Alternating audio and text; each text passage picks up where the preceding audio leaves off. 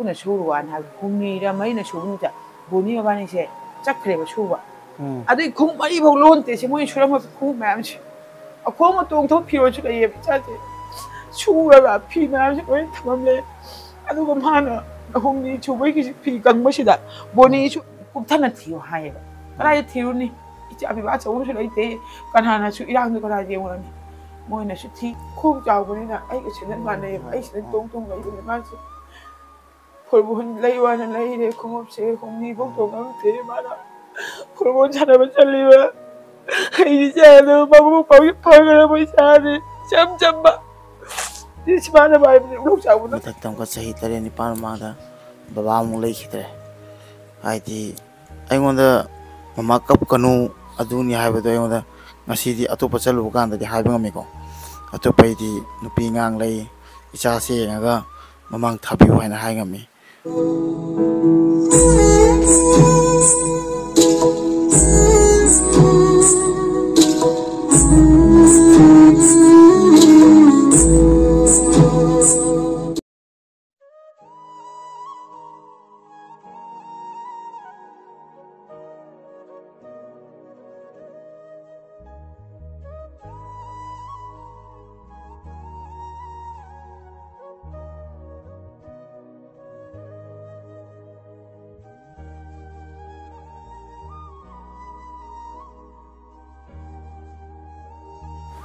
ꯃꯌꯥꯝ ꯑꯩ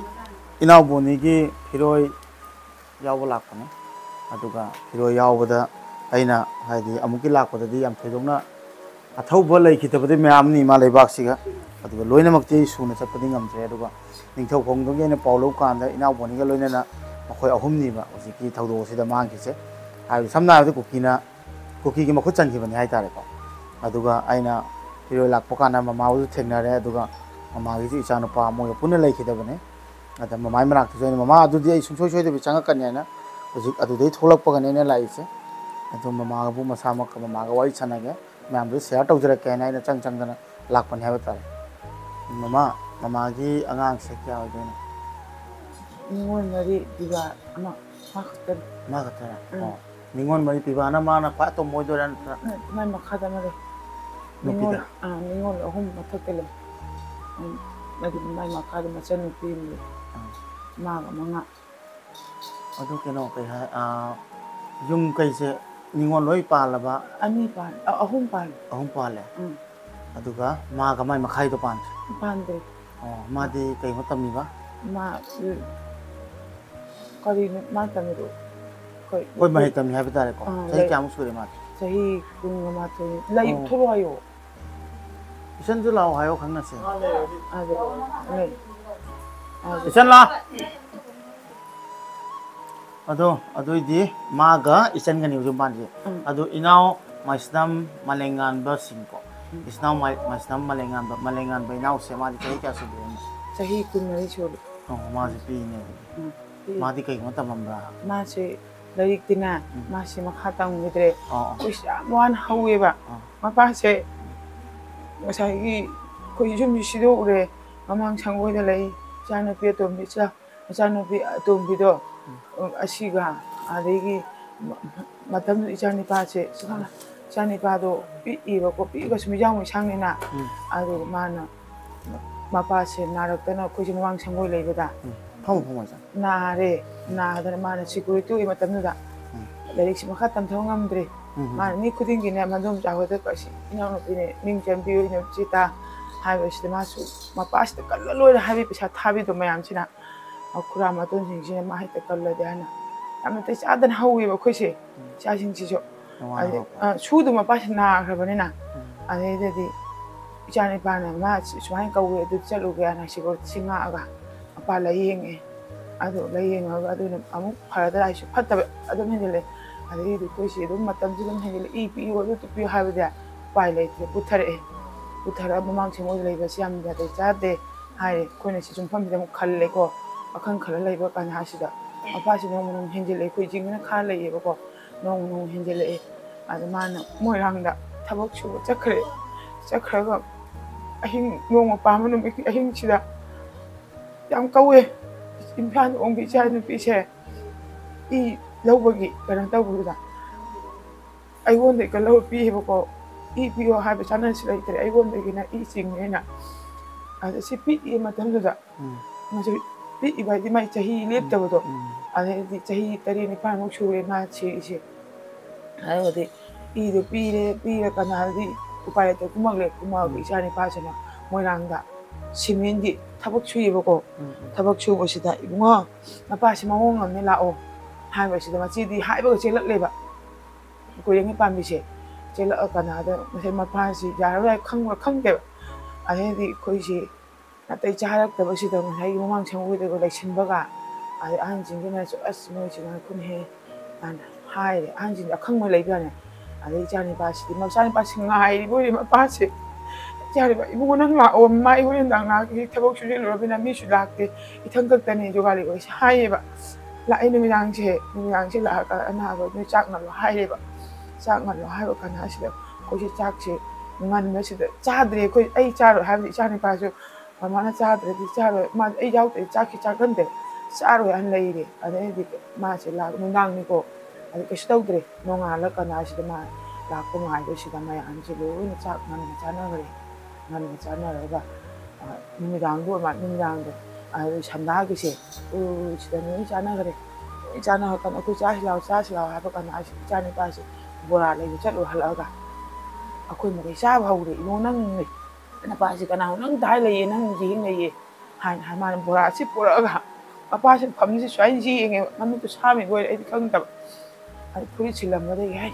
napasi mo ngam na na ija ni pa ko mai chak cha lo ga adu ga mapa ek ma ek thung ga ga ek tham ga adu ma sa cha dre ay ja ko mom cha hawri cha singai ngai da mama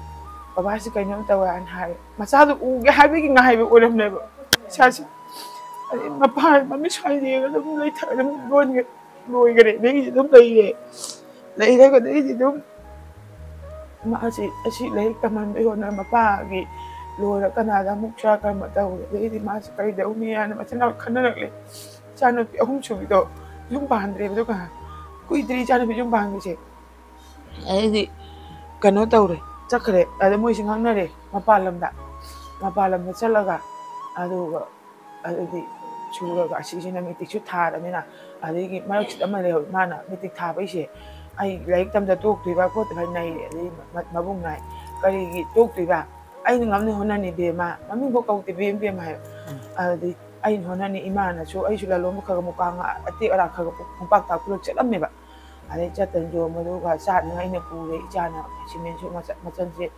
거기가 다래 레이터만 메틱 파스타로 가나디 아니 좀 추리 안 먹고 추라 먹지 마시고 아이네 바야 가가 토리 좀 내리 좀 하나 레이터 가나디 메틱 거기가 하이도 그러지 막 가까 많이 떠오니 그러나 아 담망아 뭐 일단 또 어시라 하이 아니 마붕나 많이 ngắm mà lấy chụp hình vậy một đứa thầm một bây giờ này mà cái đôi tuột tùy vào khối lấy gì thì mà nó khơi tàu ấy nó khơi tàu mà chuyện nó chạy mà đều cần ngang đi ngang hay mà chuyện à ngang thì lấy tâm một chỗ lôi xem mà ấy nó chỉ mà tiếng bằng ấy chẳng ngờ kì hay vậy ê nâng cả sẽ tùy vào hay vậy mỗi cái mà phải làm chắc bây giờ chắc cả hai vậy đấy nó chắc cái nó pin này mà tung hơn tập dài này mà sẽ lót nè khá cũng nông mi cái xin là cả mà chân bờ không tàu tiền à anh này bà sẽ khen lót là chắc khi mà chị hay là bốc cái này mình tôi nó thế mai cái mà chị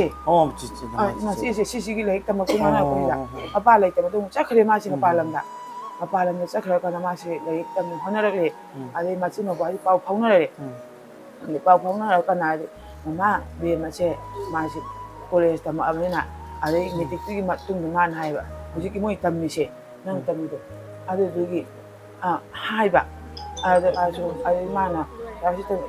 이제 짝 식망 앞에 맞다면 치면 추버시 그 잘래 나나 마발람 작은 하래 헤이 마발람 잡은 건 보잖아 아니나 또 올래 커피 마시 막내 그래 자이신 자들이 마봉지나 마마 가이기는 비에면 막먹는 시 짝도 통대 짝 아이 자이동 시험네 봐 짝기 땅 보고도 제나 자니 nga이가 레이니 봐 아이디 짝지 mà thì bây giờ gọi số trao rồi mình sẽ khơi lấy hậu chỉ bút thay đổi ra hai cái quả cân chỉ nào thì cái nó tàu ꯆꯥꯛꯇꯣ ꯁꯨꯃꯥꯏꯅ ꯇꯧꯏ ꯏꯕꯨꯡꯉꯣ ꯃꯥ ꯑꯗꯨ ꯇꯝꯒꯥꯏ ꯀꯥꯏꯗꯩ ꯄꯩꯁꯥꯅꯣ ꯆꯍꯤꯗ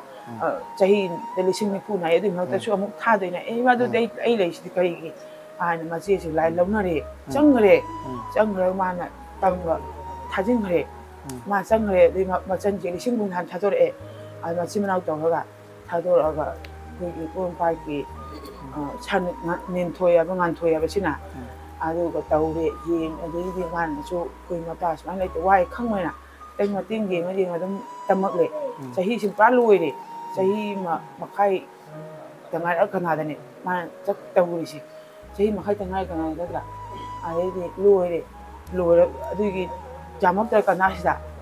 ꯑꯥꯗ ꯂꯥꯟ ꯇꯧꯔꯛꯂꯦꯕ ꯊꯕꯛ ꯃꯐꯝꯁꯨ ꯃꯑꯣꯡ ꯇꯥꯔꯛꯇꯕ ꯍꯥꯏꯇꯥꯔꯦ ꯏꯃꯥ ꯏꯕꯨꯡꯉꯣꯁꯦ ꯊꯕꯛ ꯃꯐꯝꯁꯨ ꯍꯣꯡꯒꯦ ꯍꯥꯏ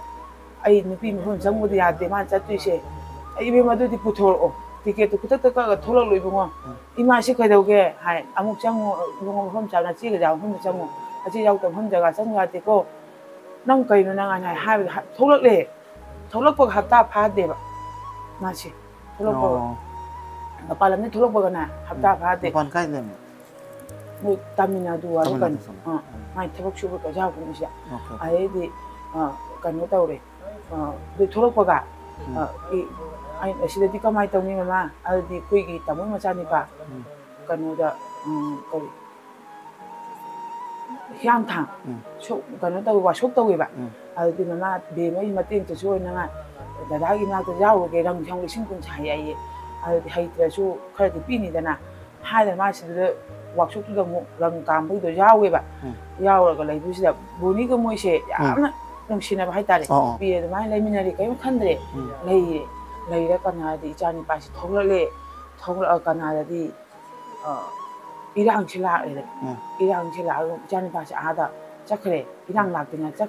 ꯆꯠꯈ꯭ꯔ ꯀꯅꯥꯗ ꯉꯁꯥꯏ ꯅꯣꯡꯂꯩ ꯅꯨꯡꯁꯤꯠ ꯇꯧꯕ ꯀꯩꯅꯣꯝ ꯇꯧ ꯀꯥꯎꯔꯦꯕꯀꯣ ꯆꯍꯤ ꯍꯦꯜꯂꯕꯅ ꯑꯗꯩꯗꯤ ꯏꯆꯥꯅꯤꯄꯥꯁꯤ ꯂꯥꯛꯑꯦ ꯃꯥꯏ ꯗꯗꯥꯁꯤꯅ ꯒꯥꯔꯤꯁꯤ ꯆꯠꯀꯅꯤ ꯍꯥꯏꯔ ꯅꯠꯇꯦ ꯃꯊꯟ ꯆꯠꯈ꯭ꯔꯦ ꯍꯥꯏꯅ ꯒꯥꯔꯤ ꯑꯆꯧꯕ ꯑꯩꯈꯣꯏꯒꯤ ꯃꯃꯤꯡꯗꯤ ꯂꯩꯕ ꯀꯥꯔꯅꯦꯕ ꯃꯃꯤꯡ ꯑꯃ ꯂꯩꯖꯔꯝꯒꯅꯤ ꯊꯧꯔꯒ ꯂꯥꯛꯂꯦ ꯑꯩꯁꯤ ꯕꯖꯥꯔ ꯂꯩꯕꯗ ꯑꯩꯅ ꯏꯕꯨꯡꯉꯣꯅꯤꯅꯦ ꯁꯨꯇꯥ ꯏꯕꯨꯡ ꯀꯩꯊꯧ ꯂꯥꯛꯏꯅꯦ ꯄꯥꯈꯠꯈꯤꯗꯅ ꯒꯥꯔꯤ ꯑꯆꯧꯕ ꯊꯧ ꯂꯥꯛꯏꯅꯦ ꯁꯤꯉꯥꯡꯁꯦ ꯍꯥꯏꯅ ꯍꯥꯏꯕ ꯅꯪ ꯗꯗꯥ ꯉꯔꯥꯡ ꯆꯠꯈ꯭ꯔꯦ ꯑꯩ ꯍꯥꯏꯔꯝꯗꯦ ꯍꯥꯏꯅ ꯍꯥꯏꯔꯦ ꯁꯣꯔꯣꯛ ꯃꯊꯛꯀꯤ ꯃꯃꯥꯟꯅꯕ ꯑꯃ ꯂꯩꯌꯦꯕ ꯑꯗꯨꯏ ꯃꯅꯥꯛ ꯆꯠꯀꯦꯅ ꯑꯗꯨꯏ ꯃꯅꯥꯛ ꯆꯠꯈ꯭ꯔꯒ ꯅꯣꯡꯉꯥꯜꯂꯒꯁꯨ ꯃꯥꯅ ꯅꯨꯃꯤꯗꯥꯡꯗ ꯃꯥ ꯑꯩ ꯆꯥꯛ ꯆꯥꯅꯁꯦ ꯍꯥꯏꯌꯦ ꯄꯩꯁꯥ ꯂꯩꯕ꯭ꯔꯥ ꯍꯥꯏꯌꯦ ꯑꯩꯅ ꯄꯩꯁꯥ ꯂꯩꯇꯦ ꯀꯥꯏꯗꯩ ꯄꯩꯁꯥꯅꯣ ꯋꯥꯕꯅꯁꯨ ꯂꯣꯏꯔꯦ ꯃꯥꯁꯦ ꯒ꯭ꯌꯥꯟ ꯑꯃ ꯇꯥꯗ꯭ꯔꯦ ꯇꯧꯔꯤꯁꯦꯅ ꯍꯥꯏꯕ ꯀꯔꯤꯝ ꯍꯥꯏꯗꯦ ꯃꯥ ꯆꯠꯇ꯭ꯔꯦꯀꯣ ꯆꯠꯇ ꯂꯩꯔ ꯀꯅꯥꯗꯤ ꯒꯥꯔꯤ ꯃꯃꯥꯟꯅꯕꯅ ꯊꯧꯔꯒ ꯒꯥꯔꯤ ꯃꯃꯥꯏ ꯂꯩꯕꯗ ꯃꯤꯒꯤ ꯒꯥꯔꯤ ꯊꯦꯡꯕꯗꯣ ꯈꯦꯠꯄꯗꯨ ꯄꯩꯁꯥ ꯁꯤꯡꯍꯜꯂꯦꯕ ꯑꯩ ꯅꯪ ꯃꯤ ꯃꯇꯨꯡ ꯏꯟꯅ ꯌꯥꯗꯕꯗ ꯁꯥꯄꯥꯡꯇ ꯍꯥꯏ ꯅꯪ ꯌꯥꯗꯕꯅꯤ ꯏꯟꯅꯔꯨꯕ ꯄꯩꯁꯥ ꯇꯤꯡꯉꯁꯤ ꯀꯥꯏꯗꯅꯣ ꯇꯧꯔꯤꯁꯦ ꯃꯤꯁꯤ ꯊꯤꯅ ꯉꯥꯡꯕ ꯏꯃꯥꯗ ꯉꯥꯡꯈ꯭ꯔꯦ ꯃꯥꯏ ꯀꯥꯅꯦꯕ ꯁꯤ ꯐꯝ ꯊꯥꯏꯌꯦꯕ ꯑꯩ ꯂꯧꯊꯣꯛꯄꯅꯦꯕ ꯃꯥꯏ ꯁꯤꯕꯨꯗ ꯑꯗꯨꯗ ꯁꯤꯗ ꯐꯝ ꯊꯥꯔꯒ ꯐꯃꯨꯡ ꯑꯗꯨꯝ ꯂꯩꯔꯦ ꯐꯃꯨꯡ ꯑꯗꯨꯝ ꯂꯩꯔ ꯀꯅꯥꯗꯤ ꯑꯩꯅ ꯀꯞꯄꯁꯤ ꯃꯥꯁꯤ ꯑꯗꯨꯝ ꯅꯨꯡꯉꯥꯏꯇꯕꯤꯗꯣ ꯃꯌꯥꯝꯁꯤꯅꯁꯨ ꯃꯃꯥꯁꯦ ꯇꯧꯔꯤꯁꯤꯅ ꯈꯪꯗꯕ꯭ꯔꯥꯅ ꯏꯇꯩꯁꯤꯅꯁꯨ ꯊꯪꯅꯕꯁꯤꯡꯁꯨ ꯍꯥꯏꯕ ꯋꯥꯈꯜ ꯑꯩ ꯆꯠꯁꯦ ꯍꯥꯏꯕꯗ ꯑꯥꯗ ꯂꯩꯔꯨꯕ ꯆꯠꯂꯨꯔꯦ ꯑꯗꯨꯝ ꯇꯧꯕ ꯍꯥꯏꯔꯝꯃꯒ ꯊꯪꯅꯕ ꯏꯇꯩꯁꯤꯅꯁꯨ ꯑꯗꯨꯝ ꯂꯩꯔꯤ ꯑꯗꯩ ꯂꯩꯔ ꯀꯅꯥꯗꯤ ꯃꯥꯗꯤ ꯑꯗꯨꯒꯤ ꯅꯨꯃꯤꯠꯇꯨꯗ ꯒꯥꯔꯤꯁꯦ ꯃꯥꯏ ꯗꯗꯥꯅ ꯄꯨꯈ꯭ꯔꯦ ꯃꯥꯁꯦ ꯂꯩꯍꯧꯔꯒ ꯀꯥꯂꯦꯟ ꯂꯥꯏꯁꯨ ꯍꯔꯥꯎꯔꯛꯂꯤꯗꯅ ꯑꯗꯩ ꯂꯩꯔꯣꯏ ꯂꯣꯏꯔꯒ ꯆꯠꯀꯅꯤ ꯍꯥꯏꯔꯒ ꯂꯩꯔꯕ ꯆꯠꯇ꯭ꯔꯦꯕ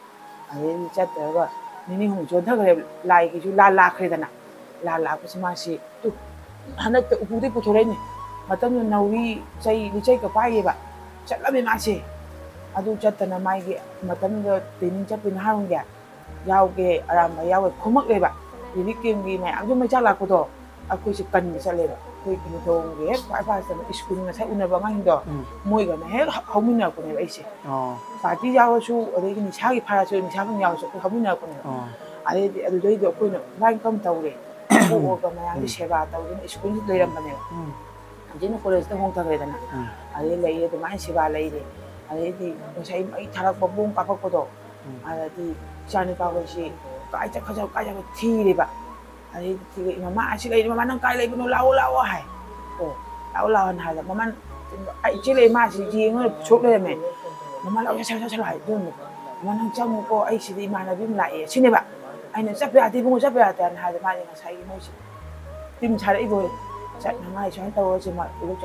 ꯂꯨꯛ ꯆꯥꯎꯕꯁꯨ ꯍꯥꯏꯌꯦ ꯃꯥꯂꯦꯝꯉꯥꯝ ꯆꯠꯁꯤ ꯈꯣꯠꯁꯤ ꯀꯥꯏꯅ ꯍꯥꯏꯅꯖꯥꯠꯅꯤ ꯑꯗꯩꯗꯤ ꯐꯤꯔꯣꯜꯗꯤ ꯕꯣꯅꯤ ꯃꯕꯥꯅꯤꯁꯦ ꯐꯤ ꯃꯥꯅꯤ ꯁꯨꯔꯦꯕ ꯑꯗꯨ ꯃꯥꯅ ꯁꯨꯅꯤꯡꯉꯝꯗꯕꯁꯦ ꯃꯆꯦꯗ ꯆꯤꯆꯦ ꯐꯤ ꯁꯨꯕꯤꯗꯦ ꯃꯃꯥꯅ ꯏꯆꯟꯅ ꯕꯦꯝꯅꯁꯨ ꯁꯨꯕ ꯉꯝꯗꯕꯅꯤ나 ꯆꯤꯆꯦ ꯀꯃꯅꯥ ꯁꯨ ꯌꯥꯗꯦ ꯆꯤꯆꯦ ꯀꯃꯅꯥ ꯁꯨꯔꯒ ꯑꯩꯅ ꯐꯤ ꯀꯃꯥꯏꯅ ꯄꯨꯅꯤ ꯍꯥꯏ ꯃꯥ ꯆꯠꯂꯨꯒꯦ ꯚꯔꯥ ꯂꯩꯇꯦ ꯍꯥꯏ ꯅꯪ ꯐꯤ ꯁꯨꯕꯃꯛꯇ ꯅꯆꯦ ꯍꯣꯏꯗ ꯑꯃꯨꯛ ꯋꯥꯆꯤꯡ ꯃꯦꯆꯤꯟ ꯁꯨꯗꯣꯏꯕ ꯍꯥꯏꯔ ꯊꯥꯗꯦꯕ ꯑꯗꯩ ꯍꯨꯝꯅꯤ ꯁꯨꯕꯁꯤꯗ ꯃꯥꯅ ꯃꯥꯏ ꯃꯥꯃꯣ ꯍꯣꯏꯗ ꯃꯥꯃꯣ ꯍꯣꯏ ꯁꯨꯒꯦ ꯐꯤ ꯃꯥꯅ ꯁꯨꯕ ꯈꯨꯠꯁꯤ ꯌꯥꯔꯣꯏꯗ꯭ꯔꯦꯅ ꯍꯥꯏꯕ ꯑꯩ ꯅꯪ ꯐꯤ ꯈꯔꯗ ꯁꯨꯕ ꯃꯤ ꯈꯨꯗꯤꯡꯒꯤ ꯆꯠꯇꯅ ꯍꯥꯏꯗꯕ ꯅꯠꯇꯦ ꯏꯕꯨꯡꯉꯣ ꯃꯤꯒꯤ ꯃꯧ ꯂꯩꯕꯅꯤꯅ ꯅꯨꯡꯉꯥꯏꯔꯣꯏ ꯃꯧꯒꯤ ꯃꯄꯣꯠꯅꯤ ꯅꯪ ꯅꯈꯨꯠꯅ ꯁꯨꯔꯨꯅ ꯍꯥꯏꯕ ꯍꯨꯝꯅꯤꯔ ꯃꯔꯤꯅ ꯁꯨꯕ ꯅꯨꯃꯤꯠꯇ ꯕꯣꯅꯤ ꯃꯕꯥꯅꯤꯁꯦ ꯆꯠꯈ꯭ꯔꯦꯕ ꯁꯨꯕ ꯑꯗꯨꯏ ꯈꯣꯡꯎꯞ ꯃꯔꯤꯐꯥꯎ ꯂꯣꯟꯗꯦꯁꯦ ꯃꯣꯏ ꯁꯨꯔꯝꯕ ꯈꯣꯡꯎꯞ ꯃꯌꯥꯝꯁꯦ ꯑꯈꯣꯡꯕ ꯇꯣꯡꯊꯣꯛ ꯐꯤꯔꯣꯜꯁꯨ ꯂꯩꯌꯦꯕ ꯏꯆꯥꯁꯦ ꯁꯨꯔꯒ ꯐꯤ ꯃꯌꯥꯝꯁꯦ ꯂꯣꯏ ꯊꯝꯃꯝꯂꯦ ꯑꯗꯨꯒ ꯃꯥꯅ ꯍꯨꯝꯅꯤ ꯁꯨꯕꯒꯤ ꯐꯤ ꯀꯪꯕꯁꯤꯗ ꯕꯣꯅꯤꯁꯨ ꯑꯉꯥꯡꯁꯦ ꯏꯁꯨꯁꯦ ꯄꯨꯔꯛ ꯄꯨꯈꯤꯕ ꯊꯧꯔꯒꯅꯤ ꯃꯣꯏ ꯁꯨꯅꯔꯨꯔꯤꯁꯦ ꯑꯗꯨꯒ ꯃꯥꯅ ꯁꯦꯟꯗꯜ ꯂꯩꯕꯤꯌꯨ ꯍꯥꯏꯕ ꯁꯦꯟꯗꯜ ꯂꯩꯕ ꯉꯝꯗꯦꯕ ꯑꯩ 이봉아, 만 아육도 senel laigo mama hai 이봉아 paisa도 leitре nang senel ama tongbadi moi tong chani chahum pi te chani chawha pi dana al nang dada dai horel hai noi chapo chokpo dana laiyo aduga na asung ikai dada wa su ngang ta sine ba ayukta laibudo nongai to horel laido chalam te ngai dada hai ge na boni de nga sai gi ma chat tore hai be pung ngan ta la ta laire boire chakhido na sa dana ada ngasai akoi wakhana khanjaba wane ba moi di ngasai gi chatlaga moi ama chatlasi party sem na khananam gane ha ba moi se anadi akoi di khangdaba ni na anadi thabak chubam chakha jin leiri me akoi di moi hum ni ba moi hum je ning se mangi na malem ngan ba ina amana boni amana abinas binas anadi mai dada si loisele mai dada si gari khamere ba ai so lili kem da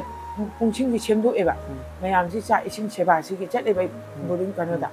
ꯑꯗꯩꯗꯤ ꯑꯩꯁꯨ ꯆꯠꯇꯕ ꯇꯧꯕ ꯃꯥꯁꯨ ꯆꯠꯄ ꯊꯣꯛꯈ꯭ꯔꯕ ꯑꯗꯩꯗꯤ ꯏꯅꯝꯃꯅ ꯑꯁꯤꯅ ꯃꯃꯥ ꯆꯠꯁꯨ ꯆꯠꯇꯦ ꯅꯗꯥ ꯂꯩꯌꯥꯅ ꯍꯥꯏꯕ ꯑꯩꯅ ꯀꯔꯤꯒꯤ ꯏꯕꯨꯡꯉꯣ ꯊꯣꯛꯈꯤꯗꯨꯗꯤ ꯑꯅ ꯉꯥ ꯆꯦꯈꯥꯎ ꯑꯃ ꯍꯨꯏ ꯁꯤꯀꯥꯔꯤ ꯍꯨꯏꯗꯣ ꯂꯩꯌꯦꯕ ꯍꯨꯏ ꯏꯕꯨꯡ ꯃꯆꯥꯁꯤꯒ ꯉꯥ ꯆꯦꯈꯥꯎꯗꯣ ꯄꯥꯏꯔ ꯃꯀꯨꯞ ꯃꯔꯥꯡꯗꯣ ꯄꯨꯔ ꯊꯣꯛꯈ꯭ꯔꯕ ꯑꯩꯅ ꯅꯥꯎꯕꯤ ꯑꯩ ꯄꯥꯎꯆꯦꯟꯗ ꯅꯥꯎꯕꯤ ꯏꯕꯨꯡꯉꯣꯗꯤ ꯅꯦꯅꯦ ꯁꯤꯗ ꯆꯥꯔꯖꯔ ꯂꯧꯔ ꯀꯥꯏ ꯕꯣꯅꯤ ꯍꯣꯝ ꯆꯠꯈꯤꯌꯦ ꯍꯥꯏꯔꯕ ꯑꯗꯣ ꯑꯅ ꯍꯥꯏꯔꯒ ꯑꯩ ꯐꯣꯟ ꯐꯥꯎ ꯇꯧꯔꯦ ꯏꯕꯨꯡꯉꯣ ꯅꯪꯗꯤ ꯀꯃꯤꯟꯗꯗꯥ ꯊꯦꯡꯉꯥꯏ ꯅꯪꯗꯤ ꯀꯅꯥ ꯅꯪꯅ ꯄꯣꯏ ꯁꯥꯟꯗꯣꯛꯈ꯭ꯔꯦꯗ ꯑꯁꯤꯅꯦꯕ ꯑꯗ ꯑꯩ ꯃꯥ ꯂꯥꯛꯑꯒꯦ ꯍꯥꯏꯔꯦ ꯃꯈꯥ ꯇꯥꯔꯁꯨ ꯍꯪꯍꯧꯗ꯭ꯔꯦ ꯑꯩꯁꯦ ꯑꯗꯨꯝ ꯑꯩꯁꯨ ꯂꯣꯏꯁꯤꯜꯂꯒ ꯆꯠꯈ꯭ꯔꯦ ꯑꯗꯩ ꯃꯣꯏꯅꯁꯨ ꯄꯨꯏ ꯍꯥꯏꯗ꯭ꯔꯦ ꯑꯗꯩ ꯏꯅꯝꯃꯁꯨ ꯁꯤ ꯏꯆꯥꯅꯨꯄꯤꯒꯤ ꯐꯤ ꯁꯥꯕꯁꯦ ꯑꯗꯨꯗꯨꯒꯤ ꯑꯁꯤꯁꯤ ꯁꯦꯝꯃꯒ ꯏꯕꯦꯝ ꯃꯩꯇꯩ ꯇꯥꯔꯒ ꯆꯠꯈ꯭ꯔꯦꯏꯅꯝꯃꯁꯨ ꯂꯩꯀꯥꯏꯒꯤ ꯃꯧꯁꯤꯗꯤ ꯑꯗꯨꯝ ꯂꯩꯍꯧꯋꯦꯕ ꯑꯩꯁꯨ ꯂꯤꯂꯤ ꯀꯦꯝ ꯆꯠꯈ꯭ꯔꯦ ꯀꯅꯥꯃꯨꯛ ꯄꯥꯎꯁꯤ ꯐꯪꯉꯛꯇ꯭ꯔꯦ ꯄꯨꯔꯨꯁꯨ ꯍꯥꯏꯔꯝꯗ꯭ꯔꯦ ꯃꯣꯏꯁꯦ ꯆꯠꯈ꯭ꯔꯦ ꯑꯗꯨꯝ ꯂꯩꯔꯤ ꯑꯗꯨꯒꯤ ꯅꯨꯃꯤꯠꯇꯨꯗꯔ ꯑꯩꯈꯣꯏꯒꯤ ꯕꯖꯥꯔꯗ ꯃꯩꯔꯥ ꯁꯦꯝꯂꯒ ꯏꯁꯀ꯭ꯋꯥꯝ ꯂꯥꯎꯕꯗꯣ ꯑꯗꯨꯒꯤ ꯃꯌꯥꯝꯁꯤ ꯑꯩꯈꯣꯏ ꯄꯨꯜꯂꯕꯅꯤꯅ ꯑꯗꯨ ꯑꯩꯈꯣꯏ ꯆꯦꯟꯗꯅ ꯇꯧꯔꯤ ꯑꯗꯩꯗꯤ ꯁꯟꯗꯥꯗꯔ ꯅꯣꯡꯉꯥꯜꯂꯒ ꯀꯩꯅꯣ ꯑꯁꯤꯗ ꯃꯃꯥ ꯃꯣꯏ ꯕꯣꯅꯤꯗꯣ ꯍꯜꯂꯛꯇꯥꯏꯅ ꯍꯥꯏꯔꯝꯕꯅꯦ ꯄꯨꯔꯝꯅꯤ ꯃꯥꯏ ꯆꯠꯐꯝꯗ ꯃꯥꯏ ꯁꯦꯡꯒꯥꯎ ꯑꯣꯏꯗꯣꯏꯅꯤ ꯑꯁꯤꯅꯤꯗꯅ ꯈꯪꯗꯕꯅꯤ나 ꯌꯥꯝ ꯂꯨꯅ ꯈꯜꯂꯨꯗꯕ ꯊꯣꯏꯗꯣꯛꯅ ꯑꯗꯨꯒꯨꯝꯕ ꯐꯠꯇꯕꯗꯣ ꯈꯜꯂꯨꯗꯦ ꯑꯗꯨꯒꯗꯤ ꯅꯣꯡꯉꯥꯜꯂꯒ ꯐꯣꯟꯁꯤ ꯁꯨꯏꯑꯣꯞ ꯂꯩꯈ꯭ꯔꯦ ꯏꯕꯨꯡꯉꯣꯁꯤ ꯐꯣꯟ ꯆꯥꯔꯖꯔ ꯄꯨꯗ꯭ꯔꯕ ꯁꯨꯏꯑꯣꯞ ꯂꯩꯈ꯭ꯔꯦ ꯀꯃꯥꯏꯅ ꯇꯧꯔꯤꯖꯥ ꯅꯥꯎꯕꯤ ꯇꯧꯕꯁꯨ ꯅꯥꯎꯕꯤꯁꯤ ꯄꯥꯏꯔꯛꯇ꯭ꯔꯦ ꯅꯥꯎꯕꯤꯁꯤꯅ ꯉꯁꯥꯏ ꯑꯩꯅ ꯉꯥꯡꯒꯗ꯭ꯔꯥ ꯍꯥꯏꯔꯝꯗꯦ ꯍꯥꯏꯕꯤꯔ ꯈꯪꯗꯦ ꯑꯉꯥꯡ ꯁꯨꯡꯄꯥꯏ ꯄꯥꯏꯔꯛꯇ꯭ꯔꯦꯕ ꯑꯩꯈꯣꯏ ꯏꯕꯨꯡ ꯃꯆꯥꯁꯤ ꯄꯥꯏꯔꯛꯇꯕꯤ ꯑꯗꯨꯝ ꯂꯩꯔꯀꯥꯟꯗꯗꯤ ꯅꯣꯡꯉꯥꯜꯂ ꯃꯝꯃꯤꯉꯩꯗ ꯃꯃꯤ ꯃꯃꯥꯁꯤ ꯂꯥꯛꯏ ꯑꯗ ꯑꯩ ꯄꯞ ꯆꯠꯂꯤ ꯏꯕꯥꯅꯤꯁꯦ ꯄꯞ ꯆꯠꯂꯀꯥꯟꯗ ꯕꯣꯅꯤ ꯃꯃꯥ ꯌꯥꯎꯕ ꯀꯥꯎꯈ꯭ꯔꯦꯀꯣ ꯑꯗꯩꯗꯤ ꯐꯣꯟ ꯇꯧꯔꯀꯥꯟꯗ ꯏꯅꯝꯃ ꯏꯕꯨꯡꯉꯣꯗꯣ ꯕꯣꯅꯤꯁꯨ ꯍꯜꯂꯛꯇꯥꯏꯌꯦ ꯐꯣꯟꯁꯨ ꯄꯥꯏꯗꯦ ꯁꯣꯏꯌꯣꯞ ꯂꯩꯈ꯭ꯔꯦ ꯅꯥꯎꯕꯤꯗꯨ ꯄꯥꯏꯗꯦꯗ ꯇꯧꯋꯣꯅ ꯍꯥꯏꯕꯒ ꯏꯅꯝꯃ ꯍꯦꯛ ꯇꯧꯕꯒ ꯄꯥꯏꯔꯛꯂꯦꯕ ꯄꯥꯏꯔꯛꯑꯀꯥꯟꯗ ꯑꯗꯨꯗꯤ ꯅꯥꯎꯕꯤ ꯅꯪꯗꯤ ꯀꯩꯅꯣꯅꯦꯅ ꯇꯧ ꯐꯣꯟꯗꯣ ꯄꯥꯏꯗ꯭ꯔꯗꯤ ꯀꯔꯤꯒꯤꯅꯣ ꯍꯥꯏꯕ ꯅꯦꯅꯦꯅ ꯉꯥꯡꯉꯛꯑꯗꯤ ꯀꯩꯅꯣ ꯇꯧꯋꯥꯅ ꯑꯃꯨꯛ ꯂꯧ ꯂꯥꯎ ꯍꯥꯏꯔꯛꯑꯗꯤ ꯑꯁꯤꯃꯛꯅꯤꯀꯣ ꯍꯥꯏꯔꯛꯏꯁꯦ ꯑꯗꯨꯗꯤ ꯑꯗꯨ ꯅꯪ ꯄꯥꯏꯔꯒ ꯁꯤ ꯀꯃꯥꯏꯅ ꯍꯥꯏꯅꯤꯗꯅ ꯍꯜꯂꯛꯇꯥꯏꯌꯦ ꯍꯥꯏꯅ ꯍꯥꯏꯕ ꯕꯣꯅꯤꯁꯨ ꯍꯜꯂꯛꯇꯥꯏꯌꯦꯅ ꯄꯨꯗꯦ ꯀꯥꯏ ꯆꯠꯈꯤ ꯃꯥꯗꯤ ꯏꯔꯥꯡꯁꯤꯗ ꯑꯁꯤꯅꯤ ꯅꯥꯎꯕꯤꯁꯤꯅ ꯍꯥꯏꯔꯛꯄꯁꯦ ꯑꯗꯨꯃꯥꯏꯅ ꯍꯥꯏꯔꯛꯄ ꯑꯗꯨꯗꯩꯗꯤ ꯑꯩꯈꯣꯏꯅ ꯍꯧꯖꯤꯛ ꯉꯁꯥꯏ ꯑꯉꯥꯡ ꯔꯣꯃꯦꯟ ꯃꯤꯇꯪꯒꯗꯣ ꯄꯨꯂꯞ ꯂꯩꯔꯝꯃꯦꯕ ꯑꯗꯨ ꯀꯃꯥꯏꯅ ꯇꯧꯔꯤ ꯆꯠꯁꯤ ꯂꯥꯛꯑꯣꯅ ꯕꯣꯅꯤ ꯃꯕꯥꯅꯤꯁꯤ ꯏꯕꯥꯅꯤꯁꯤ ꯆꯦꯜꯂꯦ ꯃꯃꯥꯒ ꯏꯕꯥꯅꯤꯁꯦ ꯆꯦꯜꯂꯒ ꯀꯩꯅꯣ ꯇꯧꯔꯤꯁꯤ ꯀꯥꯏ ꯂꯩꯔꯝꯗꯣꯏꯅꯣ ꯏꯔꯥꯡ ꯃꯔꯛꯇꯁꯤꯗ ꯍꯥꯏꯔꯒ ꯆꯠꯂꯒ ꯄꯨꯂꯤꯁꯇ ꯆꯠꯂꯣꯏꯅꯦ ꯑꯗꯨꯗꯤ ꯌꯥꯅ ꯅꯣꯏꯍꯨꯝꯃꯨꯛ ꯆꯠꯂꯣ ꯏꯆꯦ ꯌꯥꯎꯗꯦꯕꯀꯣ ꯏꯕꯥꯅꯤꯇꯅꯦꯕ ꯑꯗꯨꯗꯤ ꯄꯨꯂꯤꯁ ꯆꯠꯂꯣ ꯍꯥꯏ ꯑꯗꯨꯗꯤ ꯐꯔꯦ ꯄꯨꯂꯤꯁ ꯆꯠꯂꯁꯤ ꯍꯥꯏ ꯄꯨꯂꯤꯁꯇ ꯔꯤꯄꯣꯔꯠ ꯄꯤꯔꯦꯕ ꯑꯩꯈꯣꯏꯅ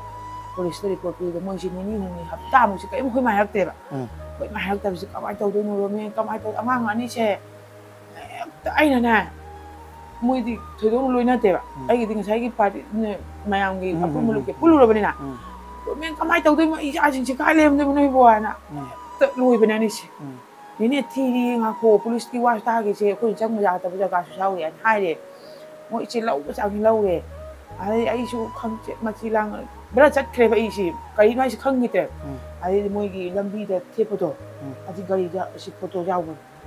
ꯊꯤꯔꯦꯕ ꯑꯗꯩꯗꯤ ꯑꯩꯈꯣꯏꯒꯤ ꯇꯌꯥꯡꯈꯣꯡꯁꯥꯡꯒꯤ ꯕꯖꯥꯔꯁꯦ ꯑꯁꯤꯗ ꯊꯧꯖꯤꯜꯂꯒꯅꯦ ꯑꯁꯤꯗꯅꯦꯕ ꯃꯣꯏꯁꯦ ꯑꯃ ꯀꯔꯤꯝ ꯌꯧꯗꯦ ꯑꯁꯤ ꯊꯧꯖꯤꯜꯂꯒ ꯂꯩꯈ꯭ꯔꯦ ꯊꯣꯛꯂꯛꯄ꯭ꯔꯥ ꯍꯥꯏꯁꯨ ꯊꯣꯛꯂꯛꯈꯤꯗ꯭ꯔꯦ ꯀꯔꯤꯝ ꯇꯧꯗꯦ ꯃꯇꯨꯡꯗꯗꯤ ꯅꯤꯄꯥ ꯑꯃ ꯏꯟꯅꯩꯌꯦꯕ ꯅꯤꯄꯥ ꯑꯃ ꯏꯟꯅꯕꯁꯤꯗ ꯑꯗꯨꯕꯨꯗꯤ ꯑꯩꯈꯣꯏꯁꯦ ꯄꯨꯂꯤꯁꯅ ꯃꯣꯏ ꯄꯨꯂꯤꯁꯇ ꯅꯨꯃꯤꯗꯥꯡꯒꯤ ꯄꯨꯡ 8 ꯑꯩꯅ ꯆꯠꯂ ꯙꯝꯀꯥ ꯇꯧꯔꯦꯕ ꯁꯥꯔ ꯀꯩꯒꯤꯅꯣ ꯑꯩꯒꯤ ꯏꯆꯥ ꯑꯃ ꯏꯔꯥꯡ ꯑꯁꯨꯛ ꯀꯜꯂꯕꯁꯤ ꯀꯩꯒꯤꯅꯣ ꯏꯔꯥꯡ ꯏꯍꯥꯟ ꯍꯧꯕꯗ ꯊꯣꯛꯈꯤꯕ ꯏꯆꯥꯁꯤꯡ ꯀꯔꯤꯝ ꯍꯥꯏꯗꯕꯤ ꯁꯥꯔ ꯄꯩꯁꯥ ꯄꯥꯝꯕꯒꯤꯔ ꯑꯩꯅ ꯃꯤ ꯂꯩꯇꯦ ꯍꯥꯏꯕꯒꯤꯔ ꯂꯥꯏꯔꯕꯒꯤꯔ ꯑꯩꯅ ꯙꯝꯀꯥ ꯇꯧꯔꯦꯕ ꯑꯗꯩꯗꯤ ꯁꯥꯔ ꯀꯩꯅꯣꯁꯤꯅꯅꯦ ꯁꯥꯐꯕꯁꯤꯅꯅꯦ ꯉꯥꯏꯈꯣ ꯏꯇꯩꯃꯗꯤ ꯅꯠꯇꯦ ꯏꯇꯩꯃ ꯋꯥꯈꯜ ꯂꯥꯟꯅ ꯈꯟꯈꯔꯦ ꯍꯥꯏꯅ ꯍꯥꯏꯌꯦꯕ ꯑꯃ ꯁꯥꯔ ꯑꯃꯗꯤ ꯃꯃꯤꯡꯗꯤ ꯈꯪꯗ꯭ꯔꯦ ꯀꯥꯎꯔꯦ ꯑꯩꯁꯦ ꯑꯗꯩꯗꯤ ꯃꯥꯁꯤ ꯅꯨꯃꯤꯗꯥꯡ ꯄꯨꯡ 8ꯗ ꯂꯥꯛꯑꯦꯕ ꯃꯥꯅ ꯍꯥꯏꯌꯦꯕ ꯂꯣꯀꯦꯁꯟ ꯌꯦꯡꯉꯣ 이때만ꯅꯗꯤ ꯋꯥꯈꯜ ꯂꯥꯟꯅ ꯈꯪꯈ꯭ꯔꯦ ꯑꯩꯈꯣꯏꯅꯁꯨ ꯍꯜꯂꯝꯕ ꯌꯥꯔꯦ 이때만 ꯀꯧꯔꯤꯁꯤ ꯏꯆꯦ ꯀꯧꯔꯤꯁꯤ ꯍꯥꯏꯅ ꯍꯥꯏꯌꯦꯕꯀꯣ ꯑꯗꯨꯒꯗꯤ ꯀꯩꯅꯣ ꯇꯧꯔꯦ ꯂꯣꯀꯦꯁꯟꯁꯤ ꯌꯦꯡꯉꯣ ꯑꯗꯨꯗꯤ ꯃꯣꯏꯅ ꯆꯪꯈ꯭ꯔꯤꯁꯦ ꯃꯣꯏꯅ ꯊꯧꯖꯤꯟꯈꯩꯁꯦ ꯀꯔꯤꯅꯣ ꯃꯥꯏ ꯈꯦꯟꯖꯥꯡ ꯍꯥꯏꯕ꯭ꯔꯥ ꯑꯗꯨꯗꯅꯦ ꯁꯤꯅꯦꯕ ꯃꯣꯏ ꯍꯥꯏꯔꯝꯃꯤꯁꯦ ꯑꯩ ꯊꯥꯖꯕ ꯄꯣꯛꯇꯦꯕ ꯑꯩꯁꯨ ꯀꯜꯂꯦ ꯈꯟꯗꯦꯁꯦ ꯑꯗꯨ ꯌꯧꯗꯕ ꯏꯆꯥ ꯅꯠꯇꯦ ꯇꯌꯥꯡꯈꯣꯡꯁꯥꯡꯕꯁꯦ ꯃꯤꯅ ꯁꯖꯦꯁꯟ ꯇꯧꯔꯒ ꯒꯥꯔꯤꯁꯤ ꯄꯥꯝꯕꯒꯤ ꯃꯤ ꯄꯩꯁꯥ ꯄꯥꯝꯕꯒꯤ ꯃꯤ ꯄꯤꯒꯦ ꯍꯥꯏꯔꯒ ꯍꯣꯠꯅꯕ ꯑꯣꯏꯔꯝꯒꯅꯤ ꯍꯥꯏꯕꯁꯦ ꯑꯩꯒꯤ ꯋꯥꯈꯜꯁꯤꯗ ꯂꯦꯞꯈ꯭ꯔꯦꯕ ꯂꯦꯞꯄꯒ ꯑꯗꯩꯗꯤ ꯑꯩꯈꯣꯏꯁꯨ ꯃꯥꯏ ꯃꯥꯏꯕꯤ ꯌꯦꯡꯅꯤꯀꯣ ꯑꯗꯩꯗꯤ ꯑꯉꯥꯡ ꯑꯍꯨꯝꯁꯦ ꯄꯨꯜꯂꯒ ꯂꯩ ꯑꯗꯨ ꯄꯨꯜꯂꯒꯅꯦ ꯂꯩꯔꯤ ꯃꯤ ꯁꯖꯦꯁꯟ ꯇꯧꯗ ꯊꯥꯈꯤꯗꯣꯔꯦ ꯀꯨꯞꯊꯅ ꯊꯤꯌꯨ ꯍꯥꯏꯌꯦꯕ ꯀꯗꯥꯏꯗ ꯊꯤꯔꯨꯅꯤ ꯏꯆꯥ ꯄꯤꯕ ꯑꯆꯧꯕꯁꯨ ꯂꯩꯇꯦ ꯀꯅꯥꯅꯁꯨ ꯏꯔꯥꯡꯗꯣ ꯀꯅꯥ ꯌꯦꯡꯉꯨꯔꯅꯤ ꯃꯣꯏꯅꯁꯨ ꯊꯤꯔꯤ ꯍꯥꯏꯔꯝꯃꯤꯅꯀꯣ ꯂꯩꯔꯤ ꯑꯗꯨꯒꯗꯤ ꯑꯗꯨꯝ ꯐꯪꯗꯦ ꯉꯁꯤꯐꯥꯎ ꯅꯨꯃꯤꯠꯇ ꯀꯅꯥꯝꯕ ꯂꯪꯉꯥꯜꯂꯅꯤ ꯐꯪꯕ ꯂꯩꯇꯦ ꯍꯧꯖꯤꯛꯐꯥꯎ ꯂꯩꯔꯤꯁꯤꯡ ꯏꯆꯥꯒꯤ ꯑꯗꯩꯗꯤ ꯃꯣꯏꯅ ꯃꯊꯧ ꯃꯉꯝ ꯇꯧꯅꯕ ꯈꯣꯠꯅꯕ ꯉꯁꯤꯐꯥꯎ ꯅꯨꯃꯤꯠꯇ ꯍꯜꯂꯛꯈꯤꯅꯦꯕ ꯋꯥꯈꯜꯁꯤꯗ ꯂꯩꯌꯦꯕ ꯑꯩꯁꯦ ꯑꯗꯩ ꯈꯜꯂꯒ ꯀꯅꯥꯗ ꯃꯣꯏ ꯈꯪꯅꯔꯛꯑꯃꯅꯦ ꯃꯊꯧ ꯃꯉꯝ ꯇꯧꯔꯁꯤ ꯍꯥꯏ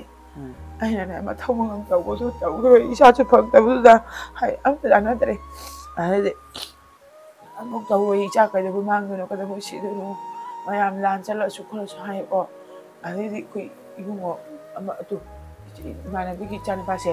ꯉꯁꯥꯏꯒꯤ ꯃꯥꯒꯤ ꯈꯥꯃꯦꯟꯂꯣꯛꯇ ꯇꯥꯕꯒꯤ ꯒꯥꯔꯤ ꯃꯅꯨꯡꯗ ꯇꯥ ꯂꯩꯕꯁꯤꯗ ꯊꯤꯔꯛꯂꯦꯕ ꯑꯗꯩꯗꯤ ꯃꯥꯏ ꯆꯠꯐꯝꯗ ꯑꯩ ꯊꯤꯔꯦ ꯃꯣꯏꯗꯤ ꯊꯤꯗ꯭ꯔꯦꯕ ꯉꯁꯥꯏꯒꯤ ꯃꯣꯏꯗ ꯍꯥꯏꯈ꯭ꯔꯕ ꯍꯥꯏꯕꯒꯤ ꯃꯣꯏꯁꯨ ꯂꯥꯏꯔꯝ ꯊꯤꯖꯔꯒꯁꯨ ꯑꯩꯅ ꯈꯪꯆꯦꯠ ꯂꯥꯛꯑꯒ ꯊꯤꯕ ꯆꯠꯂꯦꯕ ꯊꯤꯕ ꯆꯠꯂꯒ ꯅꯥꯗꯦ ꯉꯁꯥꯏꯅ ꯏꯆꯦꯒꯤꯅ ꯏꯇꯩ ꯆꯠꯄ ꯃꯣꯏꯒꯤꯅ ꯑꯉꯥꯡꯁꯤꯡ ꯊꯥꯗꯣꯛꯄ ꯑꯩꯒꯤꯗꯤ ꯑꯩ ꯀꯅꯥꯝ ꯂꯩꯇꯕ ꯏꯕꯨꯡ ꯃꯆꯥꯁꯤ ꯑꯩꯒ ꯑꯗꯨꯝ ꯇꯨꯃꯤꯟꯅ ꯆꯠꯄꯅꯦꯕ ꯑꯗꯩ ꯆꯠꯂꯒ ꯊꯤꯔꯦ ꯑꯗꯨꯃꯥꯏꯅ ꯃꯣꯛꯇꯁꯨ ꯌꯦꯡꯕ ꯆꯠꯂꯦ ꯑꯃ ꯆꯠꯂꯦ ꯑꯗꯨꯝ ꯃꯣꯛ ꯀꯥꯏꯁꯦ ꯄꯣꯛꯄꯗꯒꯤ ꯅꯝꯊꯤꯈ꯭ꯔꯕꯗꯣ ꯏꯆꯥꯗ ꯌꯥꯎꯔꯝꯃꯗꯤ ꯍꯥꯏꯕꯒꯤꯅꯦ ꯈꯣꯠꯇꯣꯛꯇ ꯍꯦꯛꯇ ꯈꯥꯛꯄꯅꯤ ꯑꯗꯨꯗ ꯈꯪꯅꯔꯛꯄꯅꯤ ꯄꯣꯔꯣꯝꯄꯥꯠꯀꯤ ꯑꯉꯥꯡꯁꯤꯡꯁꯦ ꯅꯍꯥꯟ ꯃꯣꯏ ꯋꯥ ꯍꯪꯉ ꯈꯣꯠꯂꯛꯄꯗꯣ ꯑꯗꯨꯝ ꯍꯪꯉꯤ 이마기 맞다고 얘기하는데 이마 그 라게 뭐 나무셔 라야 hay ai để yêu đây ai chủ thợ chúng ta lấy wakhan uli charaga baba lấy khi đâu đi chơi chứ chahi jahan tari ni panchu ari pakhan khale besi charka gi se asi ma lai ta kana si chip na chumna no pan ya da mama tom ta ma than tare ari ma pa lai ta kana man security wa lai henge ari ma chanji gi che me jumi sare mana ada lai daga jumi sa kana ma si kana simen suri adugo samene charka gi jumdo lakpodo sabane che ari mo charka lai kaina asi pabab sadaba yade lai bangang singsiga ipa yawo sunate ama ko yawo sunate usiga na haira sure semen thang chu chok la bien lai ma mana tu la lakpoda semen thang tu la lo le bi sa sina ta ra ga lai mama kwa ki da mokshi ta na bi wa hai ai ni mo kai gina nam ka shi de hai ba ma semen thang bo gi ku ga gi bi do a guli le bi wa hai ai pesa lấy tiền bên nào mà lâu rồi guli được trả rồi còn bà mà cái tay bị đó được tay đấy ꯂꯩꯔꯒ ꯑꯗꯨꯒ ꯁꯨꯔꯦ ꯑꯗꯩ ꯈꯔꯒ ꯑꯗꯨꯝ ꯃꯥ ꯃꯄꯥꯟ ꯆꯠꯇꯅ ꯌꯨꯝ ꯁꯥꯔꯦ ꯑꯩꯈꯣꯏ ꯊꯪꯅꯕ ꯑꯍꯜ ꯊꯤꯀꯥꯟ ꯂꯩ ꯃꯥꯅꯁꯨ ꯃꯇꯦꯡ ꯇꯧꯔꯦ ꯃꯌꯥꯝ ꯇꯧꯔ ꯑꯁꯥꯃꯟ ꯑꯃꯒ ꯊꯤꯗꯕꯤꯗ ꯈꯔ ꯑꯗꯨꯝ ꯇꯧꯔ ꯁꯥꯔꯦ ꯑꯗꯣ ꯍꯧꯖꯤꯛꯐꯥꯎ ꯂꯣꯏꯁꯤꯟ ꯉꯝꯗꯦ ꯑꯗꯨꯗꯒꯤ ꯂꯥꯟ ꯇꯧꯔꯤꯁꯤ ꯅꯤꯡꯊꯧ ꯑꯃ ꯑꯩꯈꯣꯏ ꯀꯀꯥꯁꯤꯒꯤ ꯁꯤ ꯎꯁꯦ ꯌꯨꯝ ꯑꯃ ꯁꯥꯕ ꯄꯣꯠ ꯄꯤꯕꯅꯤ ꯑꯗꯨ ꯄꯨꯛꯀꯤ ꯑꯣꯏ ꯂꯩꯔꯝꯃꯦ ꯑꯗ ꯄꯥꯎ ꯐꯥꯎꯅꯕ ꯌꯥꯗ꯭ꯔꯦ ꯑꯗꯩ ꯍꯧꯖꯤꯛꯀꯤ ꯎ ꯂꯩꯔꯝꯕꯗꯣ ꯌꯨꯝ ꯁꯥꯕ ꯄꯤꯔꯛꯄꯗꯣ ꯑꯗꯨꯅ ꯍꯟꯗꯛ ꯑꯁꯤ ꯍꯥꯞꯆꯤꯟꯕꯅꯦꯕ ꯁꯤ ꯉꯔꯥꯡ ꯅꯍꯥꯟ ꯍꯥꯞꯄꯅꯦꯕ ꯁꯤ ꯊꯥ ꯑꯃꯗꯤ ꯐꯥꯔ ꯃꯥꯜꯂꯦ ꯍꯥꯞꯆꯤꯟꯕ ꯏꯊꯟꯇ ꯂꯩꯕꯗꯣ ꯍꯥꯏꯗꯅ ꯑꯗꯩꯗꯤ ꯑꯩꯁꯨ ꯈꯔ ꯀꯔꯕꯥꯔ ꯆꯠꯂꯒ ꯈꯤꯇꯪꯁꯨ ꯄꯣꯊꯥꯕ ꯍꯥꯏꯗꯅ ꯏꯃꯥ ꯀꯔꯕꯥꯔ ꯈꯔ ꯆꯠꯂꯦ ꯑꯗꯨ ꯆꯠꯂꯒ ꯑꯗꯨꯝ ꯑꯗꯨꯃꯥꯏꯅ ꯂꯩꯕ ꯑꯗꯨ ꯏꯊꯟꯇꯒ ꯂꯩꯔꯗꯤꯀꯣ ꯀꯣꯛꯁꯦ ꯑꯗꯨꯝ ꯆꯥꯏꯕꯤꯅꯤ ꯑꯍꯤꯡꯗ ꯈꯛꯁꯦ ꯊꯦꯡꯅ ꯊꯕꯛ ꯁꯨꯕ ꯆꯠꯂꯦ ꯉꯥ ꯊꯥꯖꯩ ꯂꯧꯕ ꯂꯥꯛꯀꯅꯤ ꯃꯃꯥ ꯅꯪ ꯀꯥꯏ ꯂꯩꯕꯅꯣ ꯊꯥꯗꯣꯛꯇꯣ ꯍꯥꯏ ꯃꯇꯥꯒꯨꯝꯕ ꯍꯟꯗꯛꯁꯦ ꯃꯥꯁꯦ ꯑꯍꯣꯡꯕ ꯌꯥꯝ ꯅꯥꯏꯌꯦꯕ ꯑꯗꯨꯅ ꯃꯤꯅꯤꯠ ꯑꯃ ꯎꯗ꯭ꯔꯗꯤꯀꯣ 이거 ꯈꯪꯗꯦ ꯑꯩ ꯏꯆꯥ ꯍꯟꯗꯛꯁꯦ ꯃꯃꯥ ꯅꯪ ꯀꯥꯏ ꯂꯩꯕꯅꯣ ꯆꯥꯛ ꯆꯥꯃꯤꯟꯅꯁꯤ ꯂꯥꯛꯑꯣ ꯍꯥꯏꯕꯒꯨꯝꯕ ꯆꯥꯛꯇ ꯄꯤꯒꯗꯕ ꯑꯆꯥꯄꯣꯠ ꯂꯩꯕꯤꯔꯣ ꯍꯥꯏꯕ ꯆꯠꯀꯗꯕ ꯅꯨꯃꯤꯠꯇꯣ ꯆꯠꯂꯝꯗꯥꯏꯗ ꯃꯃꯥꯒ ꯀꯩꯀꯩ ꯋꯥꯔꯤ ꯁꯥꯟꯅꯔꯦ ꯀꯩꯝꯨ ꯁꯥꯟꯅꯗꯦ ꯀꯩꯝ ꯍꯥꯏꯗꯦ ꯁꯤ ꯃꯥ ꯅꯨꯃꯤꯠꯁꯤꯗ ꯃꯥꯅ ꯆꯠꯄ ꯊꯣꯛꯄꯗꯣ ꯁꯅꯥꯃꯍꯤꯁꯨ ꯈꯣꯏꯔꯝꯗꯦ ꯃꯄꯥꯁꯨ ꯈꯣꯏꯔꯝꯗꯦ ꯅꯍꯥꯟꯒꯩꯗꯤ ꯈꯣꯏꯔꯝ ꯆꯠꯂꯦꯕ ꯅꯨꯃꯤꯠꯇꯨꯗꯤ ꯀꯅꯥꯝ ꯈꯣꯏꯔꯝꯗꯦ ꯑꯩ ꯈꯛꯇꯅ ꯃꯅꯝ ꯅꯝꯃꯒꯅꯦ 이거 신날 레이고 난 시세 난 다다 이 하이게 엄마 그 이까이고 난 다다는 비춤 주가 돼 하이바 이미 수고 일 받고 지나 난 까이노 자마 오빠 레이트란 하이바 나도 일 받자마 자후 마빠 하이와 하이바 마나 마 레이도 시단도 아이 자무 고 사오라 수한 하이 마나 하란 버시 아주 마나 아이고 채널 레이 타람마디 망아 주말 ጨላ 뭐야 이제 칼 뭐칸지 아주 ꯏꯆꯥꯒꯤ ꯆꯨꯝꯃꯤ ꯃꯥꯅ ꯍꯥꯏꯗꯨꯁꯨ ꯑꯗꯣ ꯑꯣꯏꯕ ꯇꯝꯕꯅꯤ ꯃꯃꯥ ꯈꯣꯡ ꯆꯥꯎꯕꯅꯤꯅ ꯑꯩꯒ ꯁꯤꯅ ꯃꯥꯟꯅꯩꯌꯦꯕ ꯑꯩꯁꯤꯅ ꯇꯣꯡ ꯂꯩꯕꯅꯤ ꯃꯥꯁꯤ ꯐꯨꯠꯕꯣꯜ ꯂꯩꯌꯨꯅ ꯂꯩꯔꯦ ꯈꯣꯡꯎꯞꯁꯦ ꯍꯨꯝꯅꯤꯐꯥꯎ ꯇꯣꯡꯉꯝꯗꯦ ꯃꯥꯅ ꯐꯨꯠꯕꯣꯜ ꯁꯥꯟꯅꯕ ꯆꯠꯂꯤꯕ ꯑꯩꯒꯤ ꯏꯆꯥꯗꯣ ꯃꯕꯨꯛ ꯐꯈ꯭ꯔꯕ ꯏꯆꯥꯅꯤ ꯏꯆꯝ ꯆꯝꯕ ꯁꯨꯃꯥꯏꯅ ꯍꯥꯏꯕꯅꯤ ꯃꯕꯨꯛ ꯆꯥꯎꯕ ꯅꯪꯁꯤꯕꯨ ꯄꯪꯉꯤ ꯏꯆꯥꯅꯤ ꯉꯥꯡꯉꯤꯅꯤ ꯏꯆꯥꯁꯦ ꯑꯗꯨꯅ ꯀꯩꯇ ꯁꯨꯖꯨꯛ ꯄꯥꯖꯨꯛ ꯂꯩꯇꯕ ꯃꯌꯥꯗ ꯍꯤꯒꯠꯇꯅ ꯑꯩꯅꯒ ꯉꯝꯗꯦ ꯀꯥꯍꯤꯛꯄꯨ ꯌꯥꯕ ꯉꯥꯛ ꯅꯠꯇꯦ ꯃꯃꯥ ꯅꯪ ꯀꯩꯗꯧꯔꯃꯣ ꯀꯩꯁꯨ ꯇꯧꯗꯦ ꯏꯕꯨꯡꯉꯣ ꯑꯩꯒꯤ ꯏꯆꯥꯗꯣ ꯃꯕꯨꯛ ꯐꯕꯅꯤꯀꯣ ꯏꯆꯝ ꯆꯝꯕ ꯅꯤꯡꯉꯣꯜ ꯃꯌꯥꯝꯁꯤꯗꯒꯤ ꯃꯥꯅꯅꯦ ꯃꯕꯨꯛꯁꯤ ꯌꯥꯝ ꯁꯦꯡꯕ ꯐꯠꯇ ꯂꯧꯁꯤꯡ ꯑꯃꯁꯨ ꯍꯩꯇꯦꯗꯣ ꯑꯩ ꯏꯆꯥꯁꯦ ꯏꯃꯥꯒꯤ ꯏꯕꯨꯡꯉꯣꯗꯣ ꯅꯣꯡꯃ ꯃꯤꯂꯞꯇ ꯃꯧꯇꯕ ꯂꯩꯕ ꯉꯝꯗꯕ ꯍꯧꯖꯤꯛꯇꯤ ꯆꯍꯤ ꯐꯥꯈ꯭ꯔꯦ 이마이 말이지 저기 방을 아들을 얘들아 믿어 건너가니 이만한 잠깐만 잠깐만 이보고 자이래 아유 자고 자기 싫어네 자연 구멍 무거면 타고 울리면 자식 그 저거도 말을 저거 그럼 내 부지지 지면 좋은 내고 이제 잡아 잘래 공대 다들 거야 뭐 자식이 좋은 거 말이야 이만해 나 이거 너 이거 하나 왜 그러냐 바발에 들어서 와가지고 원래 야너 잘 좋긴 하다 자 자우라면 자네 같은 밤에 맞은지 뭐이봐 내 로르가 이 볼에 타우들이 믿고 하는 자연바 바로 일라지 야우기 말이 자연바 같이 몰롱 톡대 일라지도 있잖아 볼에 타우들이 말이야 Masih apa yang jodoh ikut kau yang tercampur jahat ni, pulang tahu dah na, mamu pahalo, ibu je pun tahu ke buku ijazah kita tu, mamu pahalo, mamu gaya tu hai ni, aduh ijazah je pun tahu kan, uji jemna mahu kana kana, uji ijazah tu pun gaya kita lagi, aduh uji apa ngam tamu igi, lagi tapi je, cari kan tu ni tu je na tak kaya mana uji. nếu shopping ở đây này nó có mấy tuổi đi mà để mà hiện của người tàu xe tầm bao lâu đi mà thay vì cái lâu tới cái mà thay đổi đôi đi rồi dùng để đây đi anh sẽ được quy định thôi để mỗi cái chân của mỗi tầm một cái gì vậy cái chân chân một độ anh thay làm một cái thay vì đó là cái đi mà tôi xa rồi lấy tới một cái tôi xa nữa isan hujik kay tam dra pos hujik ki tono college ni jadi lab kita mbak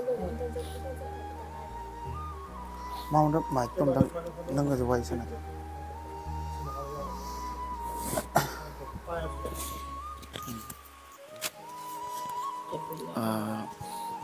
Inaw malem nganbagi ichin inawse ningon ahum mari ko ningon mari aduga ma katani pibada aduga adui matak tamka sahi tare nipan mada baba mu lei khidre haiti aingonda mama kap kanu aduni haibado aingonda ngasidi atopa chalu kanda di haiba ngami ko atopai di nupi ngang lei icha se ngaga mamang thabi haina hai ngami mama gi matang di aisu pangan thok tinga sidi kagina haibada mama khoi jum gi phifam je ai dum khange chawrak nana ichana musule me aduga mana ichan bu asuki mating nungsiba mana mai wari tabad inaw si ko haibati mana kya mating nungsi ajene khange haiba tare aduga mama na su ichan pa se haidi amakhatang de yaujabani na yam luna tawjaba adui matak tamka mana top top pe sa yam nungsi mana ada chakhara kan ma pa video call taw khoppa chakada nu mi tu wari phajan sanamdre hai aduga mama ga bapa ga haidi khoiramaga chatpa khoppa hojik mama na hai khitini ko ado khangde phajana nungai te khoi inawgi matang sidi aduna khangde mama khoi family se yam thina ai dum ubadum yam nuksiba phawi hai tare ado sidai ji ke hojik lei se myam nu upi sini ichanga mama ka tani jum ji ga lei se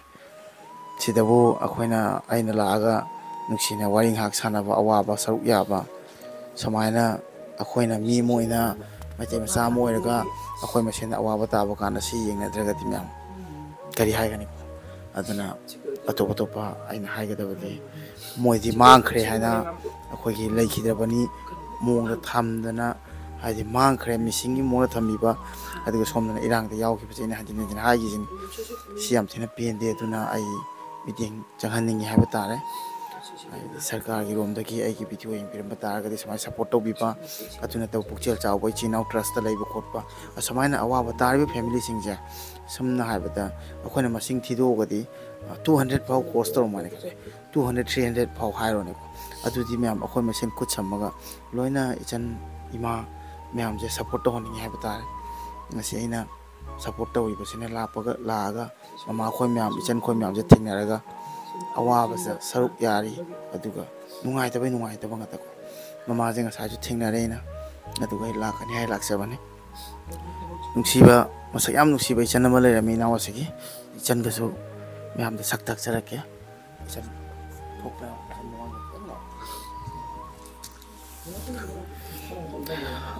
sondo onjela ichan gi mingdi kai ko ba ha Kajal. kitang kana nga Kajal ko. kajal ko ko okay ado kajal dada lekhidaba no misa nangati kai pau phona ba wari ke sanara ga salam dai da nangati Kem phawna de ma asum ai ngona chak lore ko ta hangam. adu ka thangam Ado ai lore ni tu ma su kem han de phon. nang hujik ti kai tammi kajal di college tammi semester kya tam third semester hujik ti nangi haidi semester tamada haidi admission khangde amma problem of the mama na solve tawra nangi chi singnara nang kamaina haidi nang study tawri Mama da sin ta. mama na dam ko kajal se myam third semester tamitani aduga chahi sukyam pik na ma jama bungama jamaina mang ki pase habati yam nungaite ado aidi lakpo koding sida bangai do gra mo do gra dum family je chaw lakpo se yam nusi aduga responsibility ju ai matak la yana kale aduna aidi ichini na myam imam myam thengna rakpo se mama dai na haning madi atopa loinong tu jain hai singa tani ko mama ju ngasi yam nungaite ko mama ai samna dai mama da haning ai kem da wot leite haibadi ichan ko gi isa ma lai adu to mama dai na ha ga da ichan ma lai ko isa ma lai magi su khanchi aduga khoi myam su khanbiu ngase ina mama thingnaga mama manakta laksei sa ai isa su kisu phim cha bana te ko ai thoina lai jam myam su nuksi bagini isana harau thokpa haitraga de ai su hingma hairoi doini ko ai yam pen thokpa tammi mama khoi pen thokpa tamsi laikhidaba chakhi ba ji moi di mit usin khare ko adu la isona mana sinbi ngatani akhoi ji